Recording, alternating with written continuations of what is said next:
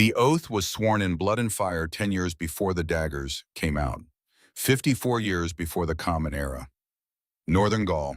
The winter camp smelled of smoke and wet leather. Outside the command tent, legionaries huddled around fires, their breath clouding in the frozen air. Inside, three young officers knelt before their general. Marcus Brutus, 33 years old, his face still unmarked by the weight of philosophy. Gaius Cassius, 35, already calculating, already watching for weakness. And their commander Gaius Julius Caesar, 46 years old, his hair still dark, his eyes still hungry for the next horizon. Caesar placed his hand on each man's shoulder in turn. "You swear an oath today," he said. "Not to me, to Rome. I am merely the instrument. Rome is eternal. If I ever become a threat to her, it is your duty to stop me. Do you understand?"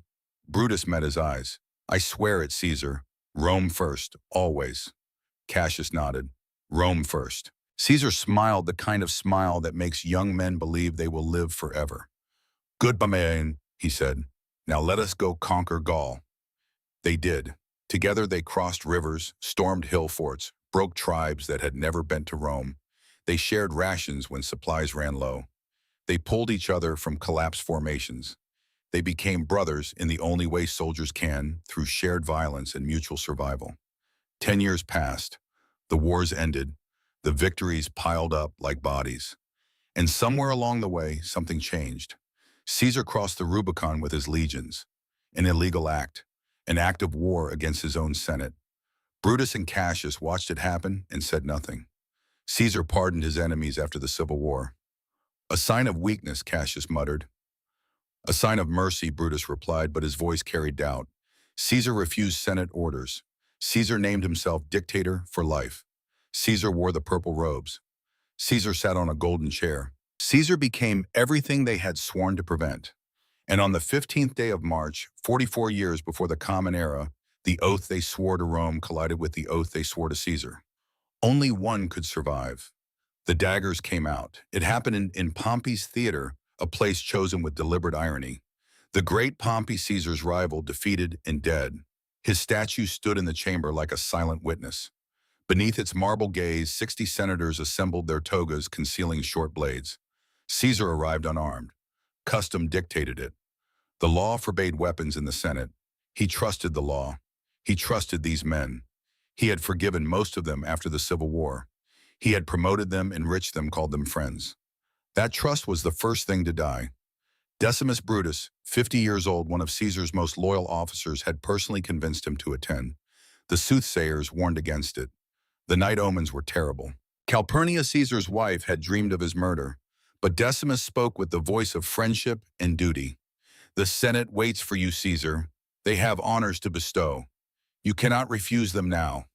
Caesar, 56 years old, victor of 1,000 battles, walked into the chamber.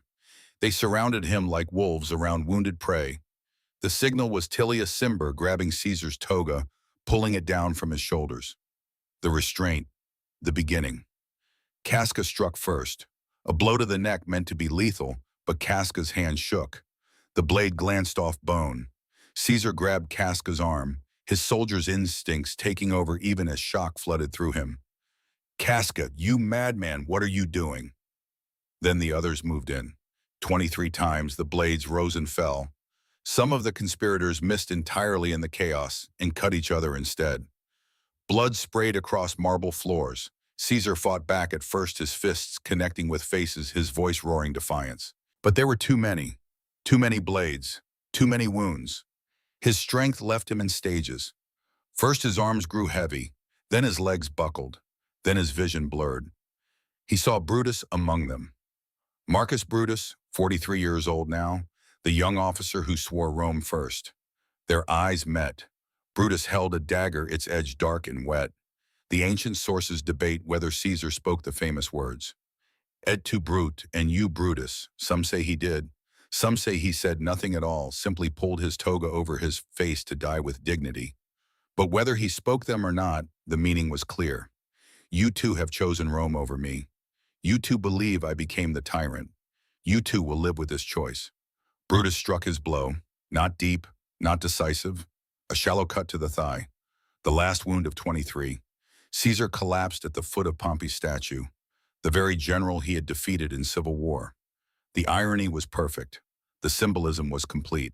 He died there, his blood pooling around the marble base, his toga soaked through his body still warm, while the senators stood over him, breathing hard. For 5 seconds, nobody moved. Then the panic hit. Senators who had nothing to do with the plot scrambled for the exits. Some crawled on hands and knees.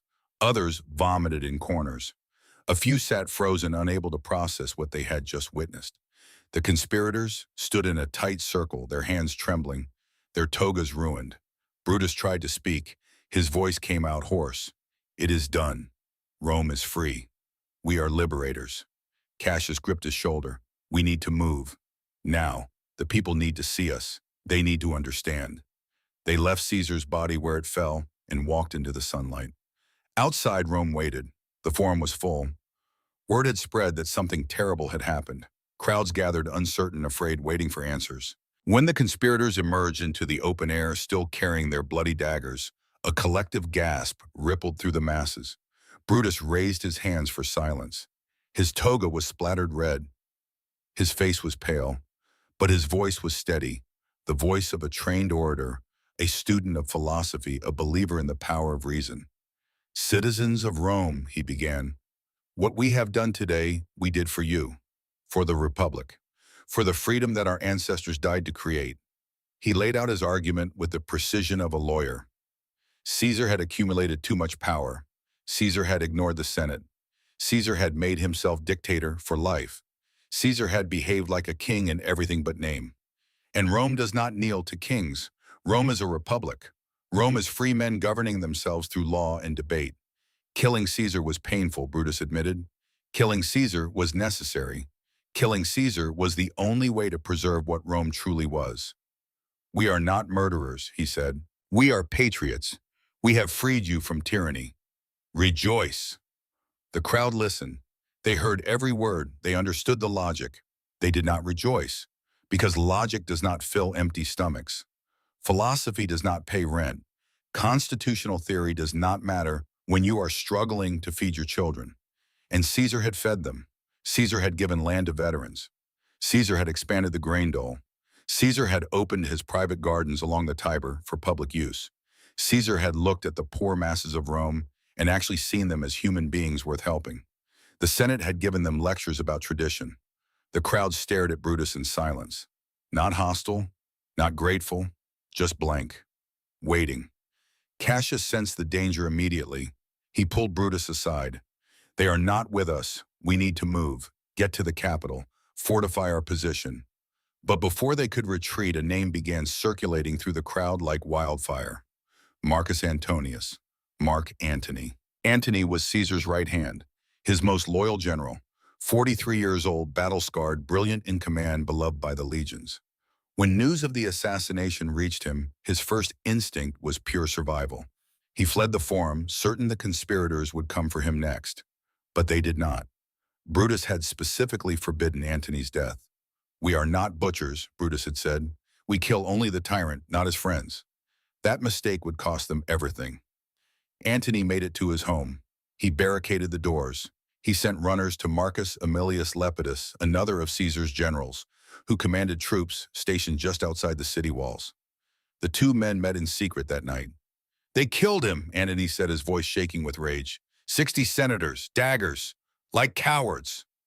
Lepidus, 52 years old, cautious, pragmatic, measured his words carefully. "What do you want to do?" Antony's eyes were cold. "I want them dead, every single one. But not yet. First we let them think they won." Over the next 48 hours, Rome held its breath. The conspirators fortified the Capitoline Hill, surrounded by armed supporters. The Senate convened in emergency session. Cicero, the great orator, 62 years old, voice of the Republic, spoke in favor of amnesty for the assassins. "We must move forward," he said. "No more bloodshed, reconciliation." A compromise was reached. The conspirators would receive pardons. In exchange, all of Caesar's laws and appointments would remain valid. It was a trap disguised as peace, because Caesar's laws included his will, and the will had not yet been read in public. The funeral was scheduled for 3 days after the murder. Brutus wanted it quiet, respectful, dignified. No grand spectacle, no inflammatory speeches. Let Caesar be cremated with honor, then let Rome move on. But Antony was consul. Antony had the legal authority to oversee the ceremony. And Antony had no intention of letting Rome move on. The day arrived, the forum filled beyond capacity. Every street leading to the center of the city was jammed with citizens, soldiers, slaves, merchants, beggars. They came to see the body of the man who had conquered Gaul, who had crossed the Rubicon, who had made Rome an empire in everything but name. Caesar's corpse lay on a raised platform covered in his purple toga, the toga that now had 23 holes in it. Brutus spoke first as agreed. He repeated his arguments about liberty, about the dangers of monarchy, about the sacred traditions of the republic. His speech was logical, measured, carefully constructed. Some in the crowd nodded, a few applauded politely. Then Antony took the platform. He did not shout, he did not rage. He spoke quietly, almost gently, like a man trying to make sense of a tragedy. I come to bury Caesar, not to praise him, he began. It was a lie. Everything that followed was calculated to ignite the mob. Antony called the conspirators honorable men. He repeated the phrase over and over. Brutus is an honorable man. Cassius is an honorable man. They say Caesar was ambitious. They say he threatened the republic, and they are honorable men. Each repetition twisted the word a little more. By the fifth time, honorable sounded like poison. Then Antony held up Caesar's toga, the blood-stained, hole-riddled garment. He pointed to each tear. This one from Casca, this one from Brutus, this one from Cimber. He let the crowds see what honor looks like, what liberty costs, what the Republic's defenders had done to an unarmed 56-year-old man. Then he unveiled a wax figure of Caesar's body meticulously recreated with every wound visible. He rotated it slowly so even those at the back of the forum could see the butchery. The crowd began to weep. Women wailed. Veterans who had fought under Caesar's eagles dropped to their knees. Young men clenched their fists so hard their knuckles turned white. And Antony delivered the final blow. Caesar left a will, he said. He left each of you, every citizen of Rome, 75 drachmas from his personal fortune. He left you his gardens along the Tiber open to all forever. The grief detonated into fury. 300 drachmas was 3 months' wages for a laborer. The gardens were acres of prime real estate given freely to the public. Caesar had literally bought their loyalty from beyond the grave, and the men who killed him had given them nothing but speeches. The mob tore apart the forum. They ripped benches from the Senate floor. They smashed market stalls. They built a massive pyre right there in the sacred center of Rome and threw Caesar's body onto it. The flames climbed 50 feet high, threatening nearby buildings. Then they grabbed burning brands and ran through the streets toward the homes of the conspirators. Houses were broken into. Property was destroyed. Servants were beaten for information. And in the chaos, an innocent man died. His name was Helvius Cinna, a poet. His crime was sharing a surname with one of the conspirators, Cornelius Cinna. The mob found him walking through the streets and surrounded him. I am not that Cinna, he screamed. I am a poet. I had nothing to do with it. They tore him apart anyway. Wrong name. Right fury. Close enough. His body was left in the gutter as a warning. Rome was not celebrating its liberation. Rome was mourning its protector, and it wanted blood. Brutus and Cassius watched the city burn from the Capitoline Hill. They had barricaded themselves inside with armed guards, but the guards were nervous. Some were deserting. The supplies were running low. We cannot stay here, Cassius said. Antony owns the streets now. If we remain, we will be torn apart. Brutus stared at the flames rising from the forum. His face was hollow. The certainty that had sustained him through the assassination was cracking. We saved the Republic, he whispered. Why do they not see it? Because the Republic was an idea, Cassius replied. Caesar was bread and land and money. Ideas do not fill stomachs. That night they made their decision. Flee Rome, gather forces in the provinces, build an army large enough to defend what they had done. Cassius headed east towards Syria and Greece regions, where he had old alliances and access to wealthy cities. Brutus followed, moving toward Macedonia. Behind them, Rome continued to convulse. And far to the south, across the Adriatic Sea, a young man received news that would change everything. His name was Gaius Octavius.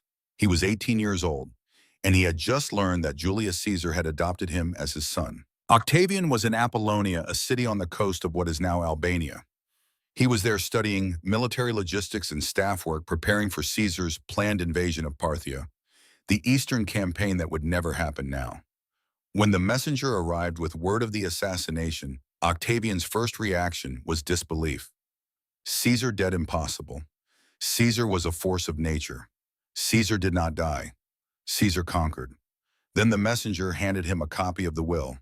Caesar had formally adopted Octavian as his son. Every Roman citizen would receive 75 drachmas. The gardens were public property. And the name mattered most. From this moment forward, Gaius Octavius was legally Gaius Julius Caesar Octavianus, the son of a god, because the Senate would soon vote to deify Caesar, the heir to the greatest military mind Rome had ever produced. Everyone around him told him to stay away. His mother begged him, his stepfather warned him. His tutors laid out the brutal logic. Antony controlled Rome. Antony had Caesar's money, Caesar's veterans, Caesar's political network. The conspirators controlled the eastern provinces and had assembled a massive army. A sick 18-year-old with no legions, no experience, and no allies would be crushed between them. Wait, they said, let the wolves devour each other. Then decide. Octavian listened to all of it. Then he made his choice. If I wait, I am nothing. The name is my only weapon. If I do not claim it now, it becomes worthless. He boarded a ship and crossed the Adriatic. When he landed on Italian soil, he was no longer Octavius. He was Caesar, and he intended to make everyone remember what that name meant. The journey to Rome took weeks. Along the way, word spread. Caesar's heir is coming. A boy, barely old enough to shave, sickly, unimpressive. Antony laughed when he heard.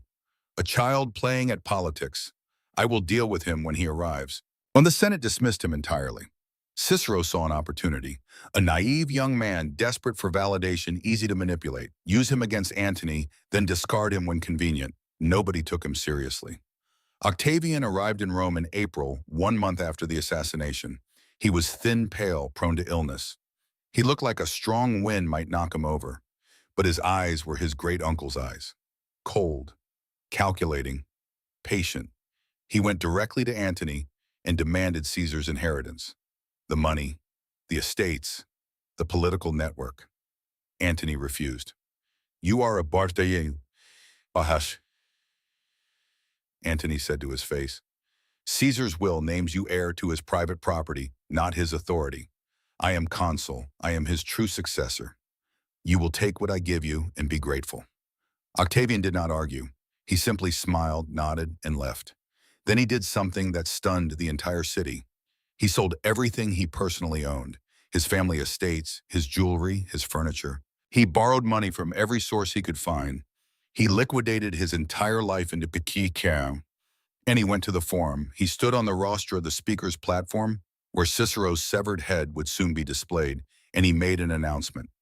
Julius Caesar promised every citizen of Rome 75 drachmas. Marcus Antonius has refused to honor that promise. I will honor it. Come to me. Bring proof of citizenship. I will pay what Caesar promised. The line formed immediately. Hundreds of citizens, then thousands.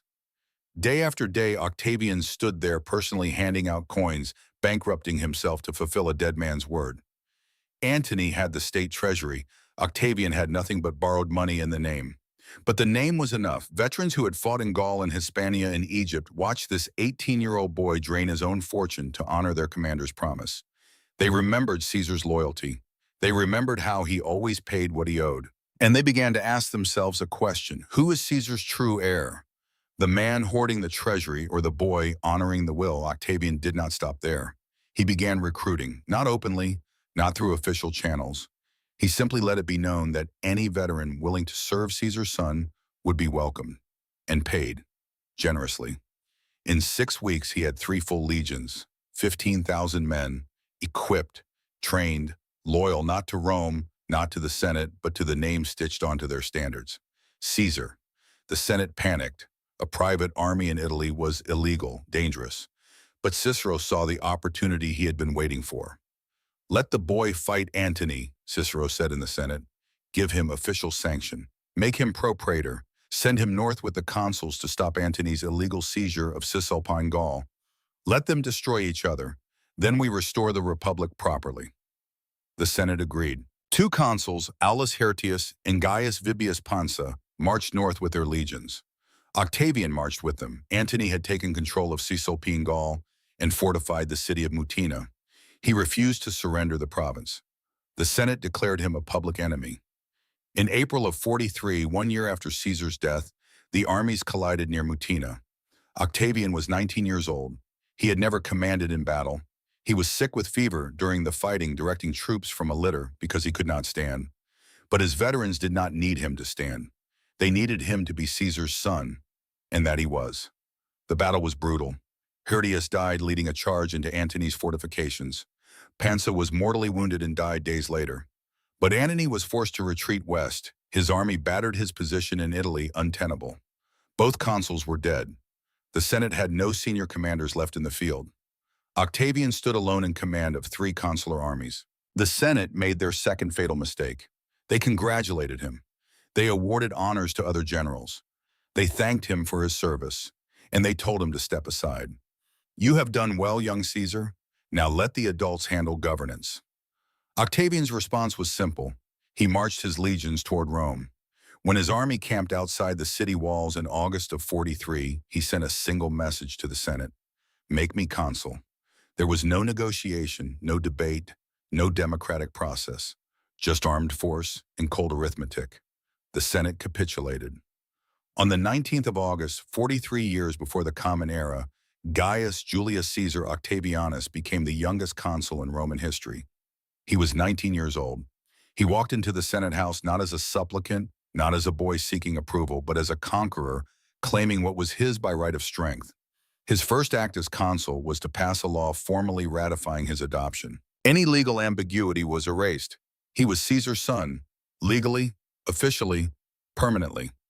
His second act was to look west toward Gaul, where Antony had retreated, and he made a decision that would reshape the world. The meeting took place on a small island in the middle of a river near Bononia, the city we now call Bologna. November of 43, 18 months after the assassination. 3 men, 3 armies, 3 visions of Rome's future. Octavian arrived first, 19 years old, still recovering from the fever that had nearly killed him at Mutina. His bodyguard was small but elite, veterans who had served under Caesar in Gaul, men who remembered. Marcus Antonius came from the west, 39 years old, broad-shouldered, battle-scarred, his face harder than it had been before the wars. He brought Lepidus with him. Marcus Aemilius Lepidus, 52, cautious, competent, commanding legions stationed in Hispania and southern Gaul. They met on neutral ground because none of them trusted the others enough to enter a city together. The island was bare, no buildings, no shelter, just river mud and winter wind. They stood in a triangle, each man calculating whether the others would try to kill him. Antony spoke first. Brutus and Cassius have 19 legions in Macedonia. They control the wealthiest provinces in the east. Every day we waste fighting each other, they grow stronger. Octavian nodded. Agreed, the assassins die first. Then we settle our differences. Lepidus held up his hands. Before we talk about killing, let us talk about surviving. The 3 of us control 40 legions between us. If we formalize an alliance, we become unstoppable. An alliance requires trust, Antony said, looking at Octavian, and I do not trust a boy who marched on Rome with stolen legions. They were not stolen, Octavian replied, his voice flat. They chose to follow Caesar's son, as is their right. As was my right to lead them. The tension stretched like a wire about to snap. Then Lepidus pulled out a parchment. I propose a constitutional solution, a formal triumvirate, legal authority granted by the Senate for 5 years. We divide the empire geographically. Octavian takes the west, Antony takes the east, I take Africa. We pool our resources. We crush the assassins. Then we govern Rome together. It was brilliant. It transformed a conspiracy into a legal government. It gave them cover to do what they were going to do anyway. Octavian and Antony stared at each other across the mud. If I agree, Antony said slowly, I want the east, Syria, Egypt, Greece. The wealth flows from there. Take it, Octavian said. I will rebuild Italy. The heart matters more than the gold.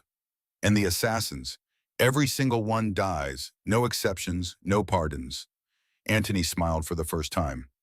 On that we agree. They shook hands. The alliance was sealed. But alliances need funding, and wars need more funding than anything. The Roman treasury was gutted. Decades of civil war had drained it dry. Caesar had spent lavishly on public works and grain distributions. The Senate had embezzled the rest. To cross the Adriatic with 40 legions, to fight a war in Greece, to supply and pay tens of thousands of soldiers for months they needed money immediately. There was only one source large enough and fast enough. The proscriptions. The word sounds bureaucratic. Proscriptio, a list of names, an administrative procedure. What it actually meant was legalized murder for profit. The process was simple. The triumvirs would compile a list of enemies, political opponents, wealthy landowners, anyone whose death served their purposes. Those names would be posted publicly in the forum. Any citizen who killed someone on the list was entitled to a reward, 25,000 denarii per head, a fortune for a common soldier. The victim's property was confiscated by the state, estate's cash, slaves' businesses. Everything liquidated and funneled into the war chest. Sons could not inherit. Wives could not shield assets. The condemned had no trial, no appeal, no defense. Their names on a wooden board were their death sentences. The triumvirs sat together and compiled the lists. Ancient sources describe the scene in horrifying detail. 3 men at a table writing names on tablets, negotiating like merchants, haggling over livestock. I need Senator Rufus dead, Antony said. He spoke against me in the Senate. Agreed, Octavian replied. But I want Gaius Tyrannius. He supported the conspirators financially. Done. And I want Marcus Tullius Cicero. Octavian hesitated. Cicero had helped him. Cicero had convinced the Senate to send him north against Antony. Cicero had praised him publicly as the Republic's savior. But Cicero had also called him a boy to be used and discarded. Cicero had written speeches mocking Caesar. Cicero had opposed everything Caesar stood for. Antony waited. Cicero goes on the list, Octavian said finally. Lepidus added his own names, officers who had failed him, rivals who threatened his position. They traded lives like currency. Spare your ally, I will spare mine. One man's uncle for another man's brother. Survival purchased with someone else's blood. When they finished, the list contained 300 senators and 2,000 members of the equestrian class. The triumvirs returned to Rome in November of 43. The lists were posted at dawn. Panic consumed the city. Citizens rushed to the forum to check if their names appeared. Some found their own deaths written in plain Latin. Others found the names of fathers, brothers, sons. Armed squads fanned out through Rome before the ink was dry. Soldiers who had fought in the civil wars, who knew how to kill efficiently, who needed the money more than they needed their consciences. Doors were smashed open before sunrise. Families were dragged from their beds. Some victims were butchered in their own homes.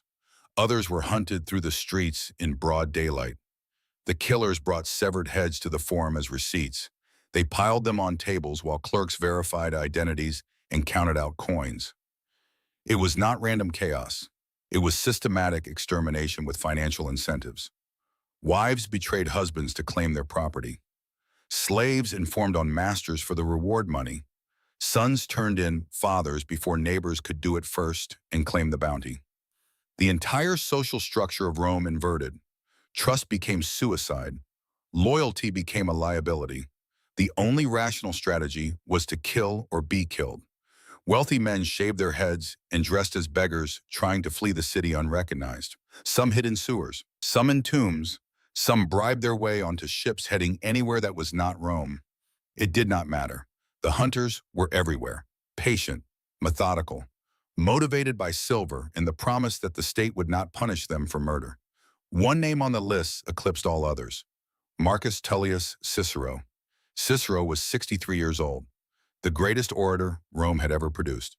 The man who had exposed the Catiline conspiracy and saved the Republic decades earlier. The voice of constitutional governance. The conscience of Rome, or so he believed. But he had made one catastrophic error. After Caesar's assassination, when Antony began consolidating power, Cicero had launched a series of speeches attacking him. The Philippics, 14 orations delivered in the Senate and before the public, systematically destroying Antony's reputation. He called Antony a drunkard, a brute, a man unfit to tie Caesar's sandals, let alone succeed him. He mocked Antony's intelligence, his judgment, his conduct. And when Octavian arrived in Rome, Cicero had praised the boy as the Republic's last hope.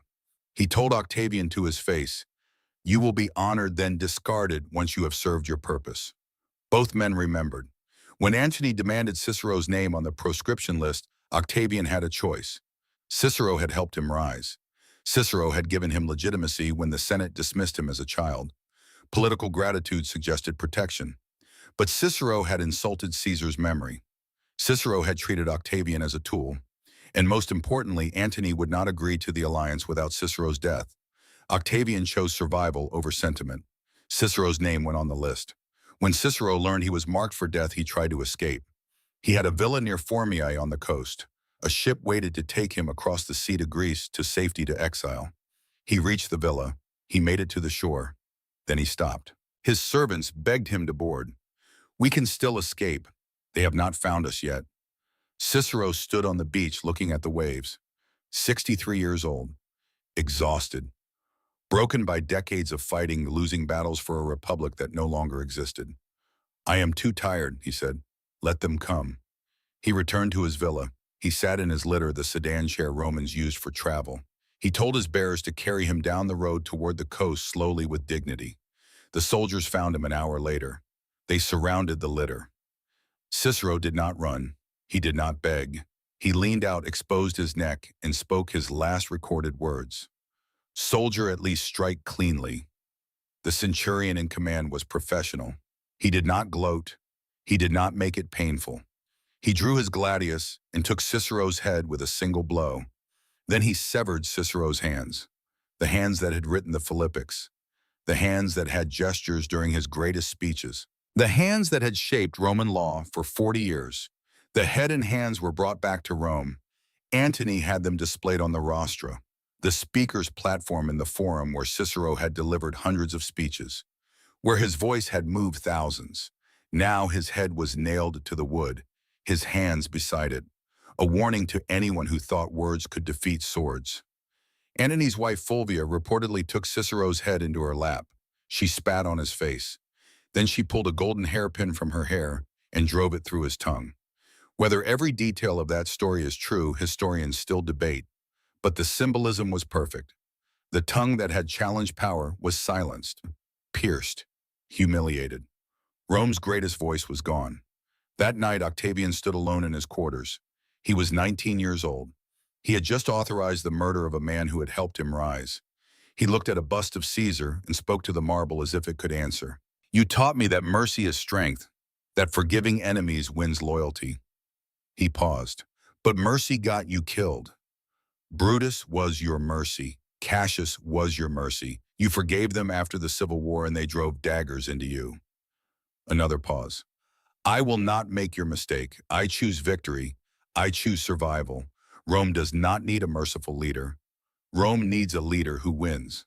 From that moment forward, Octavian's transformation was complete. He was no longer the boy who had arrived in Rome hoping for validation.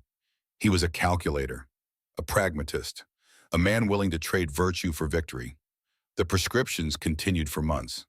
By the time they ended, Rome's aristocracy was gutted. Families that had governed for generations were erased. Wealth was redistributed, power was consolidated, and the triumvirs had their war chest. 40 legions boarded ships in the spring of 42, the largest Roman arm ever assembled for a single campaign. Destination Greece. Objective Brutus and Cassius. Across the Adriatic, the assassins were ready. Brutus and Cassius had spent the 18 months since Caesar's death building their own power base. They controlled Macedonia, Greece, Asia Minor, Syria. They had access to the treasuries of the wealthiest cities in the Roman world. They had raised 19 legions, not through conscription, not through force, through ideology, through the promise that they were defending the Republic against tyranny.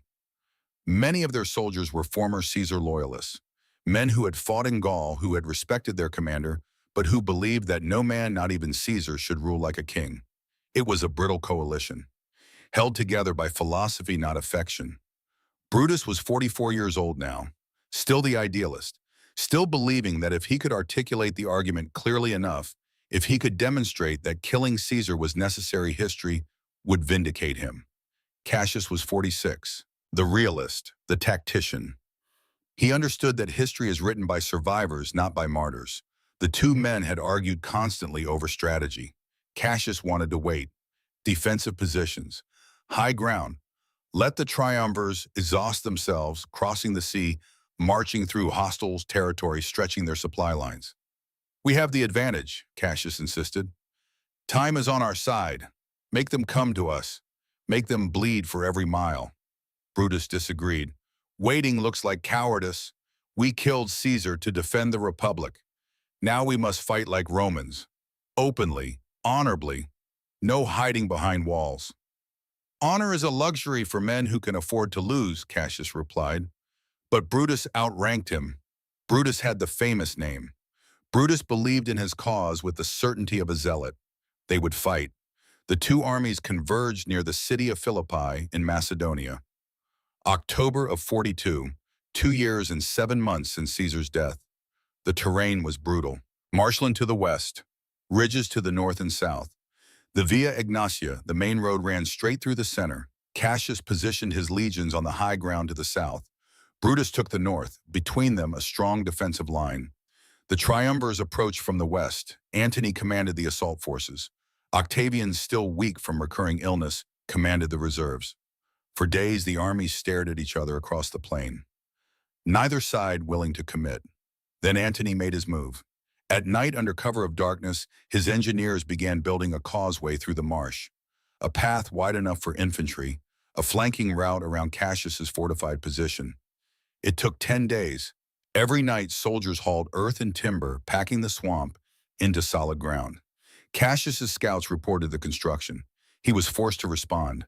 If Antony completed the causeway, Cassius's entire defensive line would be turned. The first battle of Philippi began not with a grand charge, but with a desperate scramble.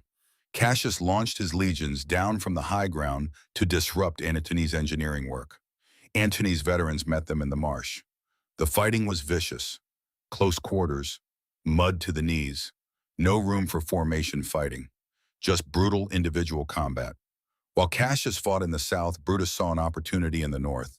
Octavian's camp was lightly defended. Octavian himself was inside his tent, too sick to stand. His officers had moved him to the rear before the fighting started. Brutus ordered a full assault. His legions smashed through Octavian's lines. They overran the camp. They captured supplies, standards, equipment. They slaughtered everyone they found. Octavian was not there. Some sources say his officers had evacuated him to safety. Others say he hid in the marshes, lying in cold water, while his headquarters burned above him. Either way, he survived. From Brutus's position, the battle looked like total victory. His men were looting Octavian's camp, cheering, burning enemy tents, but he could not see the southern flank. Cassius's position had collapsed. Antony's veterans, experienced, disciplined, relentless, had broken through. They overran Cassius's camp, set it ablaze, drove his legions back in disarray. Cassius stood on a hilltop watching smoke rise from his own fortifications. Dust obscured the battlefield. He could not see clearly. He could not get reliable reports. He sent his most trusted officer, a man named Titinius, to ride toward Brutus's position and assess the situation. Cassius watched Titinius gallop across the plain, watched a group of cavalry intercept him, watched the riders surround him. The men beside Cassius shouted, "They have taken him! The enemy has Titinius!" Cassius squinted through the dust. He was 47 years old. His eyes were not what they once were. He could not see clearly. But he did not need to see clearly to understand what it meant. If Titinius was captured, it meant the enemy controlled that section of the battlefield. If the enemy controlled that area, it meant Brutus's flank had collapsed too. If both flanks were gone, the battle was lost. And if the battle was lost, Cassius would be dragged before Octavian and Antony in chains. He turned to his personal servant, a man named Pindarus. "I killed Caesar with a blade," Cassius said quietly. "I will not live to regret it." He handed Pindarus his dagger. the same blade he had driven into Caesar's ribs 2 years earlier. "Do it quickly." Pindarus obeyed. Cassius died on the hilltop, his blood soaking into Macedonian soil, believing that everything was lost. 15 minutes later, Titinius returned. He was not a prisoner. He was wearing a victory wreath. The cavalry that had surrounded him were Brutus's men, not the enemy. They had been celebrating, not capturing. Titinius rode up the hill expecting to deliver good news. He found Cassius dead. The officer stared at the body, stared at Pindarus, understood immediately what had happened. A mistake, a miscommunication, a tragedy born from dust and distance. Titinius took his own sword and fell on it. When Brutus arrived at the hilltop and found both men dead, he knelt beside Cassius's body. "You were the last true soldier, Cassius. I am just a philosopher pretending to be a general." The first battle of Philippi ended in a tactical draw. Brutus had destroyed Octavian's camp. Antony had destroyed Cassius's camp. Both sides lost thousands. Both sides claimed victory. But strategically, the assassins had lost. Cassius was gone. The only man among the conspirators who truly understood military logistics, defensive warfare, long-term strategy. The mind that had planned the assassination with surgical precision. Dead because he could not see through dust. Brutus absorbed Cassius's surviving legions into his own command. He tried to hold the fractured army together through speeches about duty, about honor, about the cause. But the soldiers could feel the shift.